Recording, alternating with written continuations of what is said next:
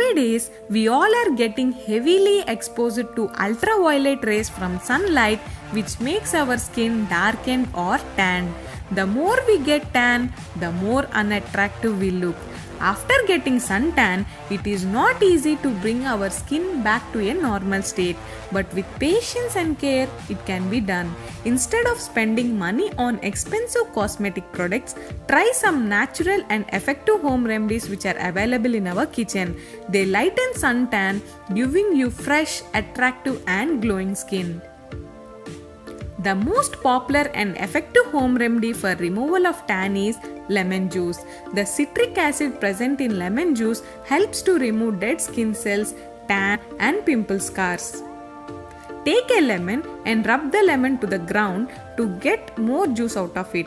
Cut lemon into slices and squeeze juice from it. Take a cotton ball and dip it in lemon juice and apply juice all over the tanned area and give massage for 2 to 3 minutes.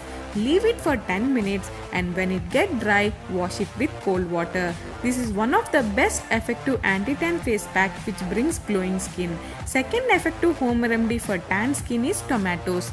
Yes, tomatoes are the most common ingredient we use in our cooking. If you are sensitive to lemon, then tomatoes are easiest and safest method to remove tan. Take a tomato, cut it into slices and rub it directly to your tanned areas for 5 minutes. Leave it for 10 minutes and as it dries up, wash it with cold water. Another effective home remedy for tanned skin is gram flour turmeric paste. This is one of the effective old age home remedy to remove tan which works like a magic. For making this, add 2 tablespoons of gram flour, 1 teaspoon of turmeric powder, 2 tablespoons of lemon juice and finally add 2 tablespoons of curd and mix them to get a thick paste.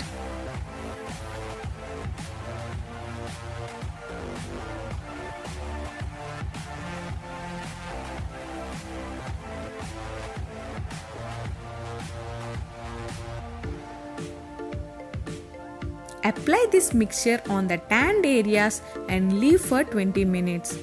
After 20 minutes, wash it with cold water.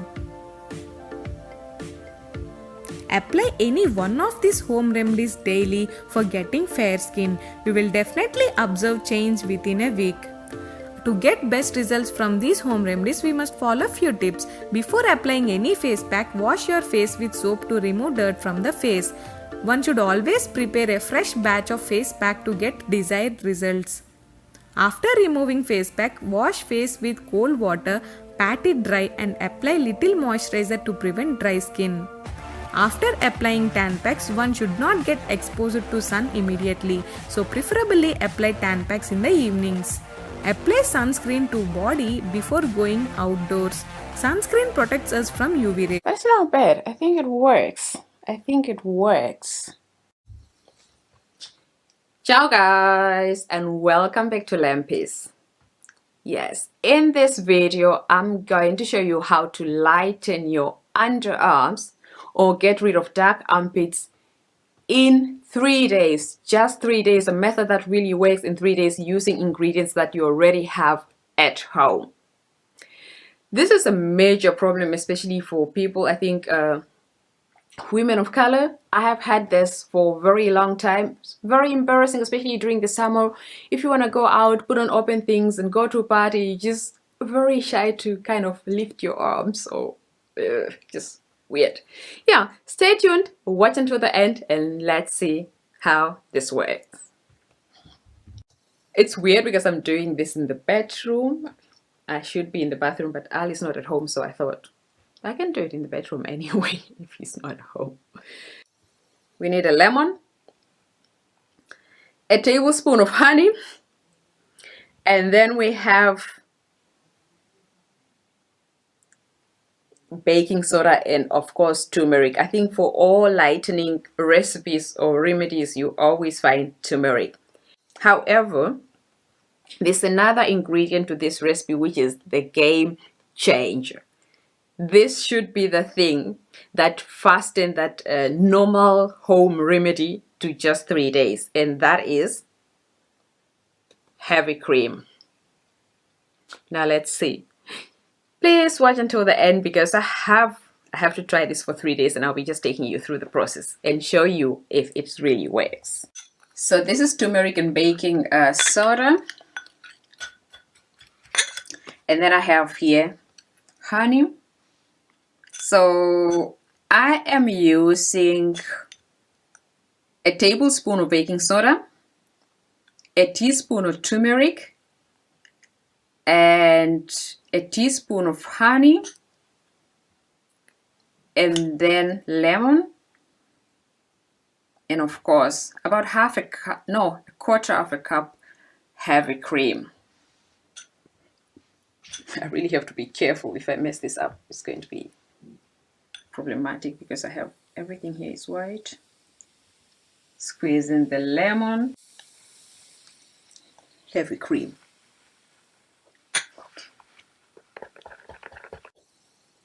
It's just, I find it very runny. No, maybe it's fine. Let me show you how my underarms look like at the moment. I have really, especially on this side, and for this video I only want to do one side because I really want to see if it works and check the other side and compare.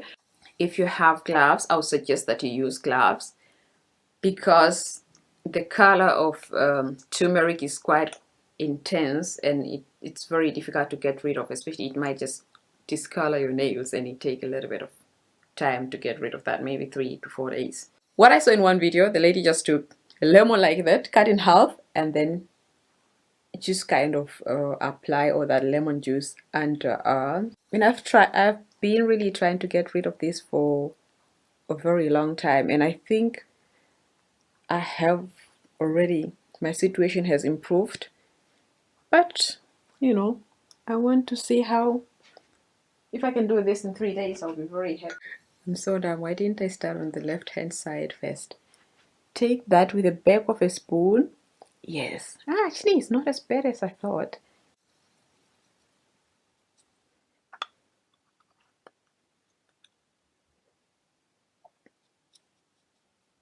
Not too much, so don't know if you can see this. Yeah, 15 minutes, and let's see. Now let's see. This should work also the first day. And this has been 15 minutes. Everything's kind of just dried up. I did move a bit. So maybe if it didn't work, it's my... No, it should just work. It didn't say I shouldn't, I shouldn't move. A small hand towel in red, just because I know the turmeric will really mess it up. And some warm water in a container here. And I'll just go ahead and wipe it with this and see the magic. Okay, let's see. I actually feel like it is weirdly, I feel like it is actually working, but I don't want to conclude yet. I'll wait for tomorrow and the day after and see what we have after three days. Apart from my armpit is now really smelling turmeric, I'm going to show. So it's day 2 of our armpit clearing or anti-hyperpigmentation underarms recipe. 3 days. It takes 3 days to get this done. This is our stuff that I made yesterday. Still going to do the same method as I did yesterday. Apply the lemon first. I've got gloves today, so it should be even simpler. I think this is messier than not. Just excuse the noise in the background. Ali is making pizza for dinner.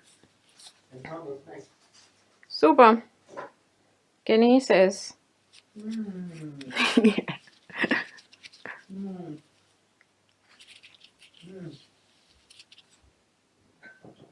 White chocolate. Ja, ich kenne die von Amsterdam. That's nice. Genieße es, Schatz. Keine Lust, ich habe keine Lust.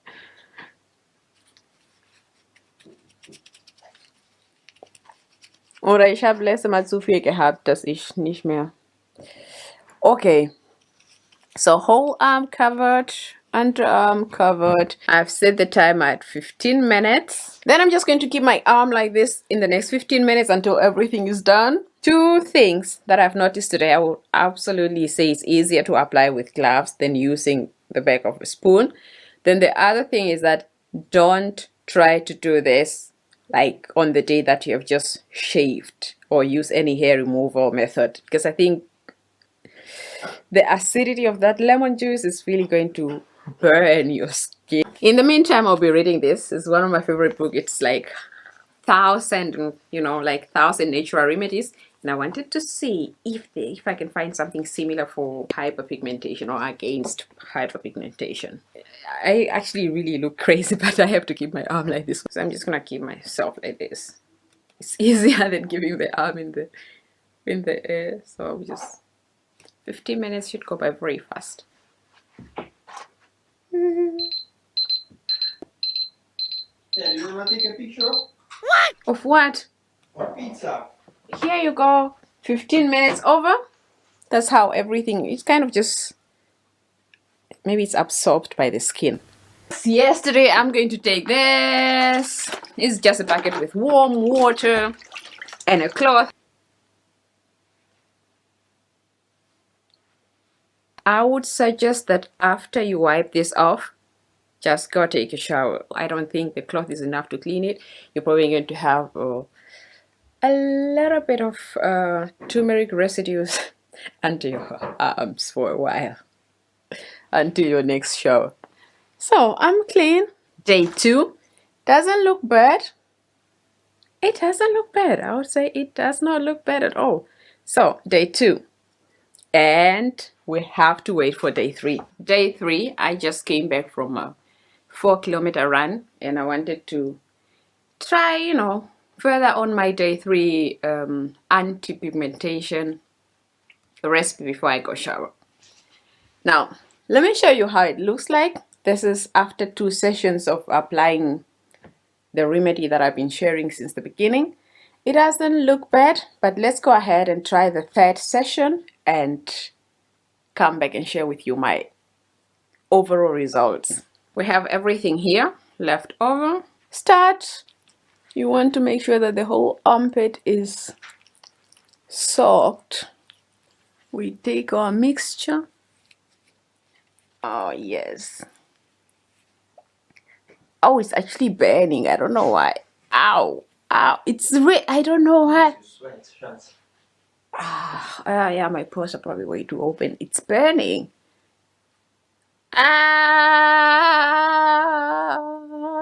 Okay, maybe don't do this after exercising. Yeah, whole armpit all covered. Okay, I'm going to go ahead and remove this. I set the timer to 15 minutes and we're going to wait. Time is up. That was 15 minutes. I look like after 15 minutes. Just ignore these yellow things. I think it's just like these spots, like residues of a lemon.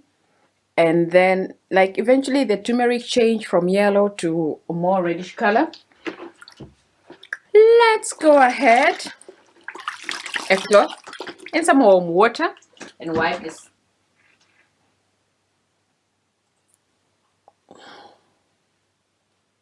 What do you think?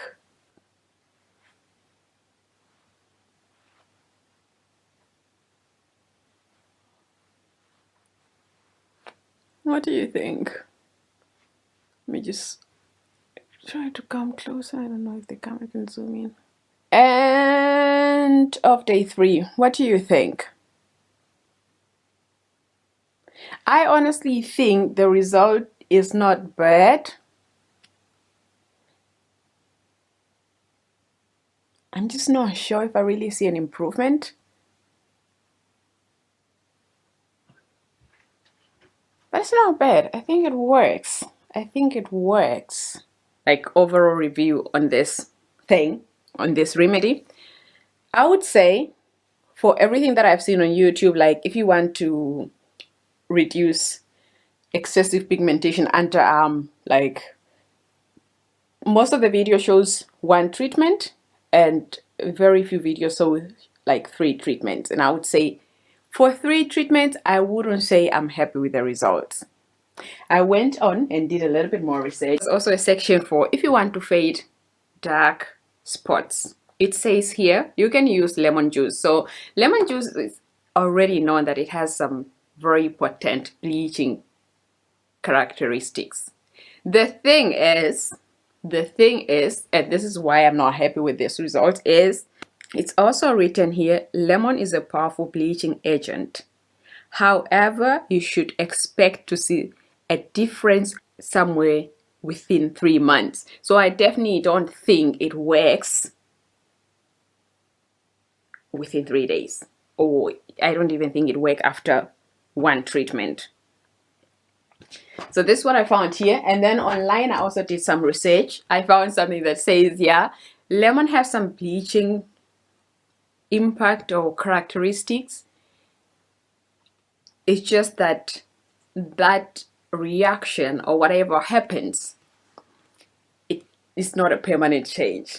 I personally think when you first just take it off, it feels like there is a bit of a difference. You can see this armpit is lighter than before, but when you look at it the following day, you don't see that significant difference. I would say it's more like a reaction of if you go somewhere where you do like all this clay mask, full body clay mask, and you stay under the water for a long time, your skin just kind of look a little bit pale. But after 3 or 4 hours or 12 hours, you go back to your normal pigmentation. That's how I feel about it. Hi beautiful! Today we're talking about some really fun stuff, which is all kinds of scalp issues. Scalp care has been very trendy right now. Every hair care brand is coming out with scalp stuff and things to hydrate your scalps, things to exfoliate your scalps, and everything in between. If you have any scalp issues, today is your day. We're going through them all, we're breaking them down, and by we, I mean Dr. Mike and I. I don't want to give you guys medical advice on something I don't know about. So I invited Dr. Mike over to better explain these things and just uncover some truths and some lies about each topic. We're gonna go over some naturopathic things. What am I saying? Naturopathic treatments, guys, that's what it is. And some things you can buy in the store to help treat your scalp issues. I'm gonna grab Dr. Mike. Let's do it.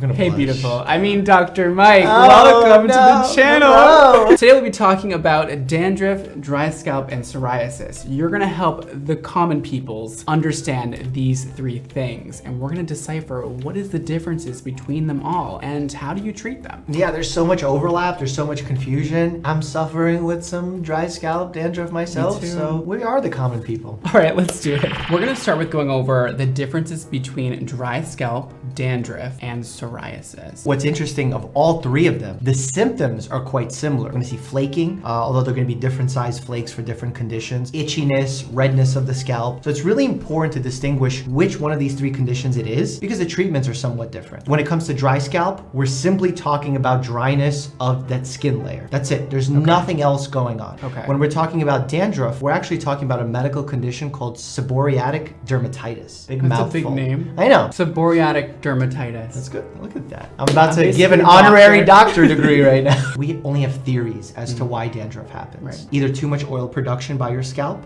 because there are hair follicles and there's oil glands that naturally occur there, but if you have too much, it can become a problem. There's a lot of turnover, so you have flaking. Another thing that could happen, there's actually fungi that live on our scalps and our skin. That's normal. Not the fungi. The fungi have to be there. I'm a fungi, but I've used that fungi. That's really good. And these fungi, the specific one is Malassezia furfur. And these fungi actually live naturally and it's fine. But when we have an overgrowth of them, they actually release this compound, this acid, that creates irritation of the scalp. And what's interesting, it actually ties into that oil thing that we talked about earlier, because if you have a lot of oil, that fungi actually eat that oil, and that's why they create that product. So perhaps both are true. And then the final one, as you said, was psoriasis. Yes. That's an autoimmune condition where your own body is actually creating inflammation and you get plaques, you get the same flaking, but with a lot of redness. And the thing to keep in mind with psoriasis is it's not limited to the scalp. If it's happening, it potentially can be happening in other areas of your body and internally as well. It's possible that this high inflammatory state can be going on in your blood vessels, in your joints. You have to monitor it. basically, Wow. and you have to have a doctor on board for that. I brought some goodies. Oh. First we have an oldie, but I guess a goodie. Yeah. Head and Shoulders, clinically proven to help restore scalp's natural moisture, infused with almond oil. Pyrithione zinc? That was good. It has two functions. One, it has some antifungal activity for that malassezia, that yeast, but it also helps with the decreasing of flaking. It makes sense why this specific product has been so successful over the years. And this one you could use more often than with some of the other treatments that when we talk about dandruff or psoriasis, you don't want to be using them too often, too many times a week. Whereas this you could use as your sort of daily or every other day shampoo. This would be like really targeted towards dandruff, but also help with some dry scalp as well, especially like this one has an oil in it. I think when you're using any kind of these natural oils, whether it's almond oil, coconut oil, tea tree oil, it's really important to know that it works well for dry scalp and some cases of dandruff. You have dandruff caused by too much oil production and then you're putting more oil, that can make the problem worse. So my recommendation to my patients is if they have moderate to severe dandruff is to not use any kind of oil. Get it checked out first. Just because your scalp looks dry doesn't mean you have a lack of oil Yeah, exactly. on your scalp. It's so counterintuitive, right? Yeah. Like how the body works. Oh, We have Selsun Blue. Selenium sulfide, 1%. Helps prevent and eliminate itchy scalp and visible flakes. works well for dandruff specifically because you have antifungal activity, antibacterial activity, as well as that decreasing of skin turnover. For a Selsun Blue product, if we read the instructions, I'm almost positive that it'll say to not use it daily. For best results, use at least twice a week or as directed by a doctor. So twice You're the a week. doctor. That one can be a little bit more harsh. And if you overuse these products, you could actually create another problem. So like you don't want to be overusing these specific ones. Ooh, the fancy one. Is it fancy? It is fancy. Was it- Because wait until I tell you the ingredient. You're going to be like, there's no way that's the ingredient. It controls redness, intense itching, and flaking of severe scalp conditions. Dandruff, psoriasis, seborrheic dermatitis. Which seborrheic dermatitis is very similar to dandruff, if not the same thing. Ready for the main ingredient? Yes. Coal tar. And what is that? Right? You would think like coal tar. Do I want that on my Is it scalp? actual coal It's actual coal tar. mixed with tar? Well, I don't know like how they mix it chemically speaking, but this is a product that I wouldn't use for just simple dry scalp. This is something that I would use for psoriasis or seborrheic dermatitis. Also, you don't want to use this daily, but again, similar mechanism of action, some antifungal activity, some cytostatic activity, which means again, decreased cell turnover. You like using fancy terms because it makes us feel special. and you went to medical school, so you have to use fancy terms. I use it, like I learned it, I spent time learning, so I'm like, I'm just gonna flex. I find it interesting that all the ones we just went over have different active ingredients. Yeah. I didn't know there was different levels to it. Well, just like when you go look for a pain reliever, let's say an over-the-counter pain reliever, you have so many options. You have ibuprofen, naproxen. They're different, but in reality, they all accomplish the same goal. So this is doing the same thing. Some of them are better for other purposes, like the Head & Shoulders is the daily one. The Selsun Blue is the one you have to use twice a week. For dandruff, this is really like the go-to for psoriasis treatment. It does a good job for mild psoriasis cases because unfortunately, we have no cure for psoriasis or dandruff. We only have treatments. So symptom control. I have no idea what this is. Everclean. This is salicylic acid. It says anti-dandruff shampoo for relief of itching and scalp flaking associated with dandruff, psoriasis, and seborrheic dermatitis. And the main ingredient is salicylic acid, like I just said, 1.8%. I've battled with acne when I was growing up, and I would use some of those, you know, the pads that you could use. I forgot they were called. Yes. One of their main ingredients was salicylic acid as well, because it basically breaks down that superficial layer of skin. The medical term is keratolytic. Kerato is the skin layer. Lytic means it's breaking through. When you have psoriasis and you have a buildup of this dead skin cells, this can help break through it. In fact, when dermatologists like make their own products and they compound different formulas, they put this plus some of the other ingredients in the other ones. Yeah. Salicylic acid is actually found in a bark of a tree and some leaves. So technically, I mean, I don't know how they made this specific product, but if you're extracting it, you can get salicylic acid naturally. I love a good natural treatment. Yeah. A lot of folks will look at a label and sometimes get worried because there's long names. And a lot of those are like perfectly safe. 100%. And we should not be scared of all chemicals because chemical carries like a bad connotation or like even toxin. They're like, people are like, oh, it's a toxin. If we're being honest, like water can be a toxin. Right. So it's the dose that makes the toxin. We are moving on to naturopathic treatments. Really important for everyone at home to know, natural does not always equate to safe. First up,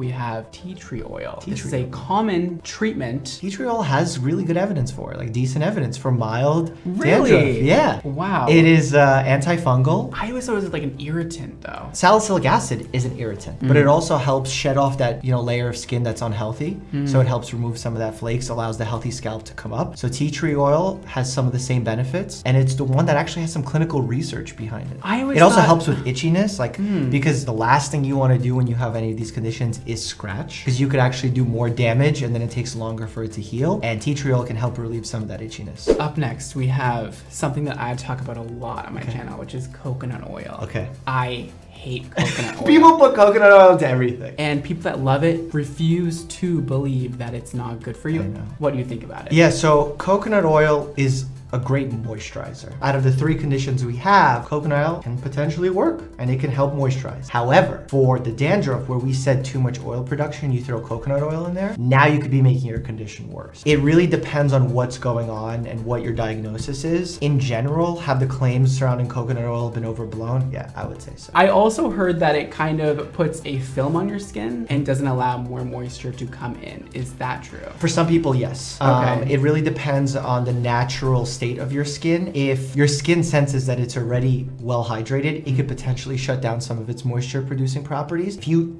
try and overdo something, your body will just decrease the amount that it produces. So you can't really trick your body into overperforming. Moving on to aloe vera, one of my favorites. I love it. Not only for scalp health, I also love it for sunburns. That, along with tea tree oil, probably has the best evidence behind working for dandruff because it is moisturizing. It is have antioxidant properties, anti-inflammatory properties. It's a good choice for a lot of people. So this is like where a natural product shines. Apple cider vinegar. This is my arch nemesis.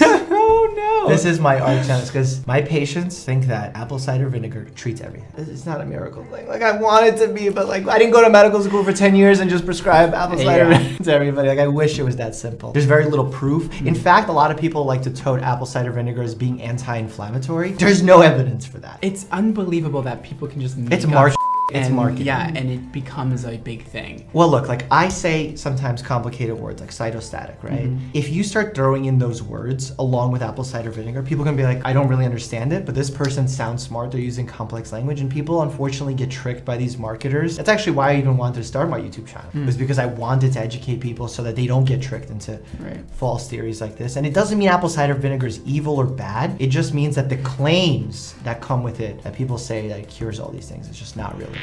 Okay, so I wrote down a treatment plan that I thought of before you came today that I would do if I had one of these issues. The first thing would be a healthy diet. Everything starts with a healthy diet. Yeah. And a healthy diet means something different for everybody. There's no one magical solution that works well for everyone. I wrote down veganism in particular. Are you vegan? Yes. I don't know how much it's helped because I've done a lot of other things also. Before you were vegan, what kind of diet were you following? It was a lot of alcohol, a lot of partying, which also I'm sure contributed to the skin issues. Then I would go home and like eat a bag of chips and chocolate and like ice cream and chicken. And so it was just a lot That would of not shit. contribute to a healthy scalp. No, what sir. you switch from is just as important as what you switch to. Let's say you were eating a healthy plant-based diet, like a Mediterranean style diet where you had some chicken or some fish, and then you switched to veganism. Would you have seen all those positive effects? That's true. I never thought about But that. switching from the lifestyle you were going there, because veganism really is a lifestyle. It's not just the types of foods you eat. So the fact that you changed up your lifestyle completely, that makes veganism really powerful. And for some people that works really well, and I never force it upon patients because it's very specific lifestyle. In general, trying to increase the amount of fruits and vegetables, plants in your diet is really important because we're under eating those. Yeah. From a fiber standpoint, from a vitamin standpoint, that will all help the scalp. Right. You feel better in general. Whether or not you have to eliminate certain foods, that's really individual dependent. So my next thing is easy, I think. Drink water. I think that's compatible with life. No, because if you're truly dehydrated, that alone can cause dry scalp. Your body will literally take the hydration from areas that are not vital to your life. Your circulation is very vital. If you don't have enough blood flow, and blood is made up of a lot of water, you will lose your blood pressure. You will not get vital circulation to your brain, your kidneys, your liver. Emma never drinks water. Well, Emma, you gotta drink I water. literally do not drink water. Because your body's made up of pretty much water, and you need it for your scalp and your health. You wonder why your scalp is dry sometimes, Emma?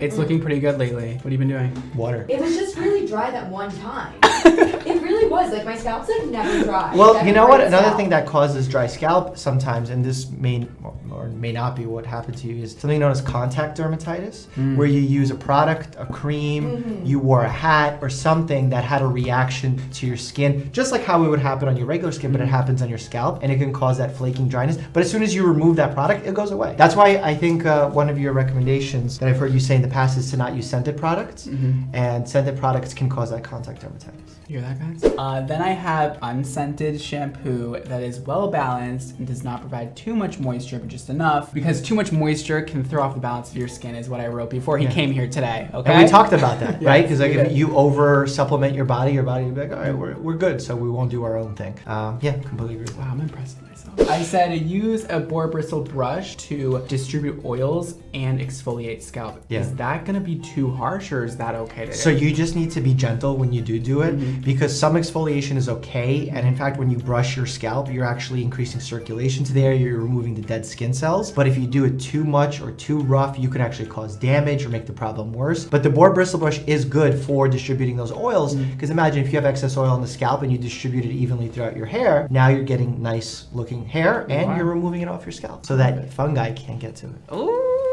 Do not pick at your scalp, which is pretty self-explanatory. Self-explanatory, but people do it a lot. Yeah. And you can't blame them. Like, they feel something there or they want to get it off. But the more you pick, the more it's going to get worse. It's really like, it's almost like chicken pox. It's addicting. The more you scratch, the more it grows. Lastly, have patience. Oh, Healing yes. takes time. Did you put that in because I treat patients? Yes. Okay. I was going to say. Yeah, absolutely. Healing takes time. Like, even the over-the-counter treatments, they take weeks to work. So people think like, oh, I used this product and it didn't go away. It will never go away off a single time. So like dry scalp is probably the one that will go away quickest if it was caused by a product that you got rid of and now is healing. Or if you just needed some moisturizing and you solved that problem, it can go away as well. But dandruff, psoriasis, those are the ones that are going to take some time to treat. So yeah, absolutely be patient. I love that. So like even if your diet change or your water intake doesn't affect your scalp the next day, it could happen months down the line. What do you think about that treatment plan of mine? I think it's amazing. I think you're focusing on the right things, the things that are within your control. A lot of times when we're sick, whether it's with your scalp or anything in our bodies, we lose control. So taking back control and using the things that we have at our everyday disposal is awesome. Would you Well done. add anything? If it's moderate to severe, get a doctor's opinion on what you should go with. That's just because.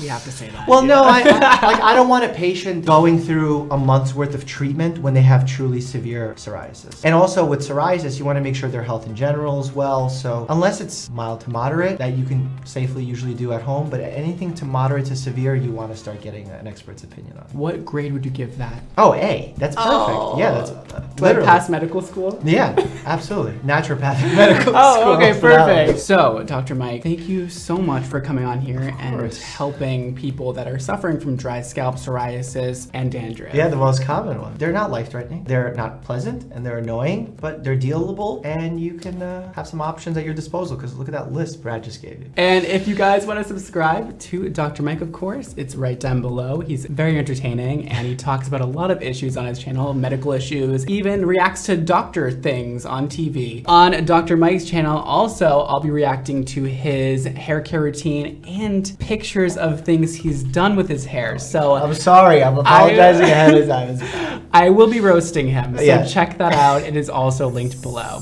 Well, there you have it, you guys. Those are all the ways to treat your scalp issues. Well, not all of them, but some major things that a lot of people do that I wanted to highlight. Hopefully that helps you out deciphering which treatment would be best for you and which maybe won't work at all. If you do have any scalp issues that are lasting and they will not go away, like Dr. Mike said, please see a physician and get that checked out.